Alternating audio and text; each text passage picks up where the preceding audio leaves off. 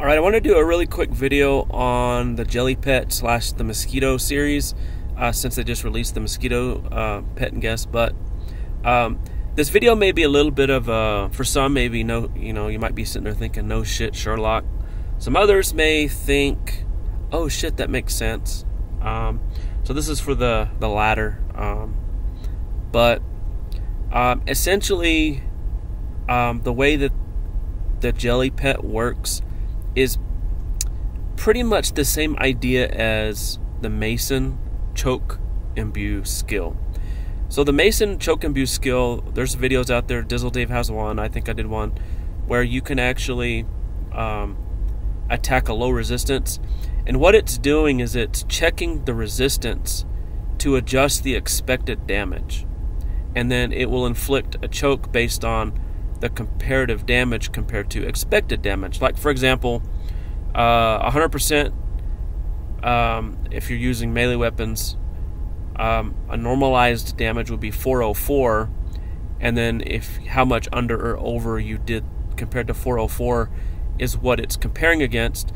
And the more you go over 404, the stronger the choke becomes. The more you go under 404, the weaker the choke becomes. And so it normalizes because, like, let's say you attack 20% elemental resistance, then it will understand, okay, so you did so much, you did 404, but that's assuming 100% resistance, so it'll adjust itself, it'll lower based on 20%. So you could actually do like 200 damage versus 20%, and might result in a strong choke. I've personally never heard this idea talked about with the Jelly Pets and I guess now the Mosquitoes, but the idea behind the heal portion is exactly the same. So the Jelly Pet will have a assumed damage, and I don't know what that is, but so there's an assumed damage at play, and then whenever you go above that assumed damage, you'll get increased heals, or when you go below that assumed damage, you have decreased heals. And that assumed damage is modified also by elemental resistance. So you always hear about it doesn't matter the resistance, the Jelly Pet is going to heal the same amount. So, like, for example, let's say I do this real quick. So the Jelly Pet will heal, let's see, 158.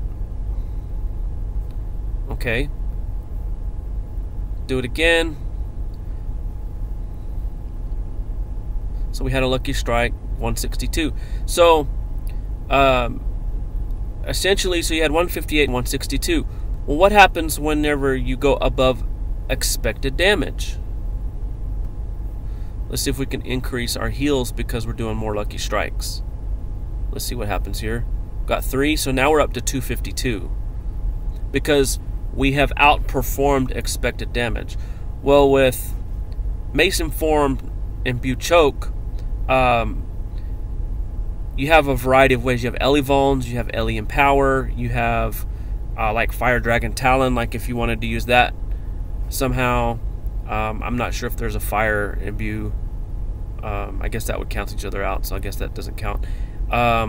Let's say you boost your skills, like let's say you're a mage and you use Arcane Amplification, or maybe you're a warrior and using Buff a lot, and you're using a variety of ways to boost that.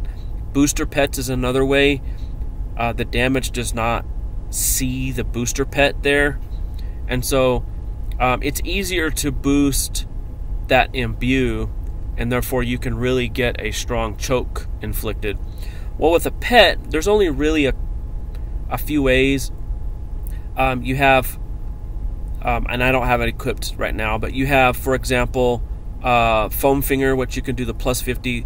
Obviously, you have the Elf Arsenal, which are not as good. You have this Acts of Kindness, which is not as good, but that's one way. You have the Elevons. So Elevons is going to enhance your entire side of the field. If they ever do a pet elemental empowerment. That might work, but they have never done that. That may be something we might see down the line. Boosting charisma stat, like with Unapoka, and then lucky strikes. So that's why you see the heal from Jelly Pet get crazy, is because the damage that it's doing has exceeded the expected damage. So one way that I'll kind of demonstrate this is that's why with Dark Invader you can like stack Elevon. So you'll go with Tropo Shield, Dark Invader, and then maybe actually you'll do the Bat Swarm, which we all know bugs out Elevons. And then so now you're going to have, this is the energy variant. So now you're going to actually inflict the Elevon. I've got the Optical for the lucky strikes. And then so the damage is drastically increased, so now I've healed for 1287. So that's why that works. That's the mechanics behind the Jelly Pet. And now the Mosquito, this should be even higher, 3938. As you can see, we're exceeding expected damage at this point by quite a bit, and so that's why the heal is so much more. So basically, it's the Mason choke imbue, but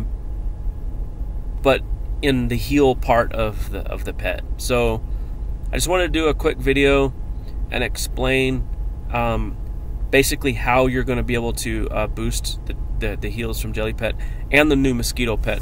Now there's a lot more options for energy Elevons out there compared to wind Elevons, but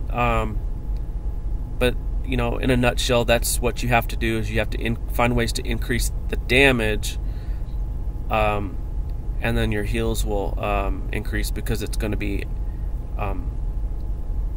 over expected.